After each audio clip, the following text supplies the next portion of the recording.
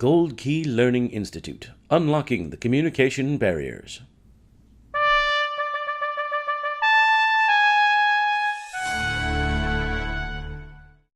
Hello, and welcome to the podcast, How God Speaks to Us, from Gold Key Learning Institute. I'm your host, Chris Jabbas. In this podcast series, Dr. Richard D. Grant Jr. will lead you on a journey revealing how the Bible may be interpreted through the Myers Briggs personality types. You will understand how God communicates and connects with each one of us in exactly the way we need Him to.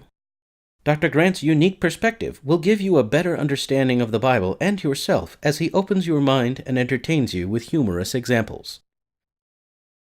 In this episode, Dr. Grant will be talking about introductions and the journey of life. This is segment 1 of 30 for those listening in order. All right, let's get to the seminar. I am delighted to be with you this evening. It's a wonderful, wonderful treat to be here in Lady Lodge.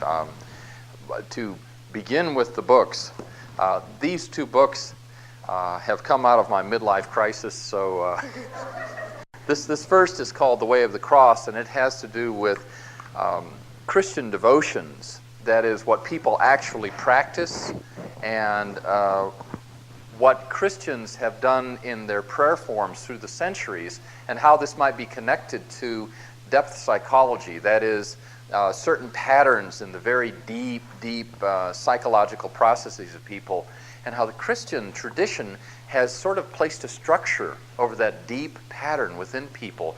And many of our prayer forms seem to follow that. That's the genius of Christianity. One of the things that's looked at here are some of the prayers, and particularly a very old form of prayer called the Way of the Cross. This is the old Stations of the Cross, which is a way of taking the pilgrimage theme of the Middle Ages, in which life was all seen as a pilgrimage, going to God. The great pilgrimage, of course, was going to Jerusalem, but people were getting killed off too quickly that way, so they decided to bring Jerusalem to you, ESPN. So they brought it to people, and they put it outside churches and had them go from place to place, walking in the steps of Jesus as he went in his passion, as a summary of his life. And that rattled around in the devotional life of Christians for about 5 centuries, until it got kind of into a locked position of various ways in which people did this devotion. And it really represents the path of what Jung called individuation for everyone. It's a beautiful, magnificent prayer form that's been around for centuries. So that's what this looks at, this very long title and this very thin booklet. The second is a little book that sort of goes a number of places. It's called Symbols of Recovery, the 12 Steps of Work in the Unconscious. The 12-step program is, I believe, the gift of God to our culture. It is the flowering of Protestant Christianity in North America in terms of a unique spirituality in our culture. And the 12 steps that is being used in almost any kind of recovery program now in the United States, from people who are alcoholics to a variety of compulsive behaviors. The 12 steps is a path of spiritual conversion that is being given to us in our churches by people who sit in cafeterias and other places where they can meet, and they talk about their brokenness. And 12-step programs are communities of shared brokenness. And the people that describe the early Christians talked about Christians confessing their sins one to another, and that there was a wonderful joy about Christians when they did this.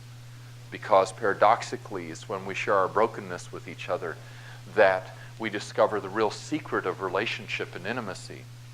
That is, if we're basing our relationship on a hope in God's love for us in our shared brokenness, what can come between any one of us?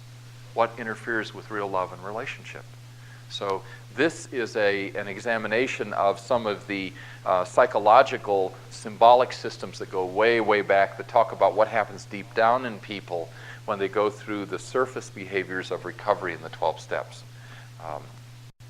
The book that's coming out through a very wonderful person, Andrea Miller, and myself, is called Recovering Connections, and it's an attempt to integrate Christian spirituality and depth psychology in the recovery movement, and to take a look at an awful lot of what's been going on in the recovery movement as, I think, the gift to the churches in our age.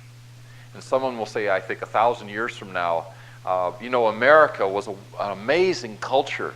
It contributed some things to the history of the West. One, they put a human being on the moon, and secondly, they developed the 12 steps.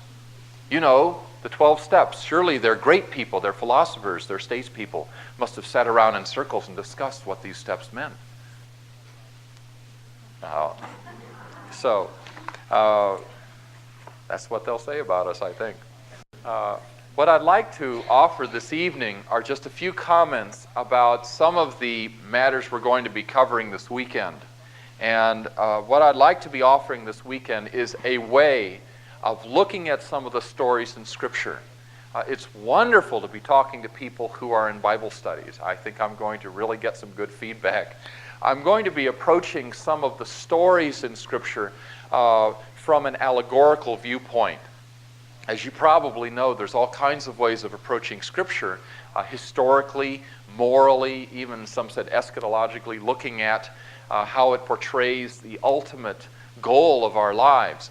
But this is going to look at it something as an allegory of our soul's journey. And I'd like to use an example drawn from one of the writers that talk about scriptural stories as an allegory of our own individual journey by drawing upon a story about water. You see, water that we talked about as we went into the river is a symbol that's used in almost all of the mythologies of the world to represent the depths of human beings, our own inner depths. And in our culture, we refer to that psychologically as the unconscious mind, our own deep areas, out of which comes creativity, rebirth, mysteries, into which go things maybe we don't know about directly, repressed memories and so forth. But this is an unconscious part of our mind. Well, these human depths are, I think, represented in a number of the Bible stories and how we are to relate to these. Thank you for listening to this podcast from the Gold Key Learning Institute. In our next episode, Dr. Grant will discuss Exodus as a personal allegory. If you have found this content useful, we would recommend you visit our website, goldkeylearninginstitute.com, and sign up for our audio and video updates. We will alert you when our next episode is published, as well as highlight additional resources we have available. Until next time, have a blessed day. Thank you for watching this video.